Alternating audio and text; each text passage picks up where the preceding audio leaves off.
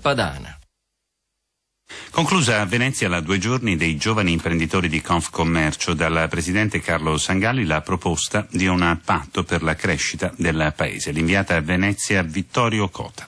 Un patto che dovrebbe anzitutto registrare le caratteristiche vere dell'Italia produttiva, in cui vi sono grandi imprese industriali, ma anche un'Italia in cui vi sono tantissime piccole e medie imprese manifatturiere e tanta impresa diffusa, sia necessario per individuare soluzioni che consentano a tutte le imprese di meglio competere e di crescere. È la proposta che Carlo Sangalli, il presidente di Confcommercio, ha lanciato al termine della 2 giorni di Venezia dedicata ai giovani imprenditori e al loro futuro. Il 2010 sarà ancora un anno di difficile passaggio dalla recessione allo sviluppo, considera Sangalli. L'economia crescerà poco più dell'1%, i consumi delle famiglie potrebbero essere ancora più modesti. Davanti al dinamismo dell'export, però, la domanda interna non decolla e al governo il numero 1 di Confcommercio chiede di rafforzare le scelte di riduzione del prelievo fiscale sul salario di risultato. Da Venezia, con la collaborazione tecnica di Daniele Di Noia, linea allo studio.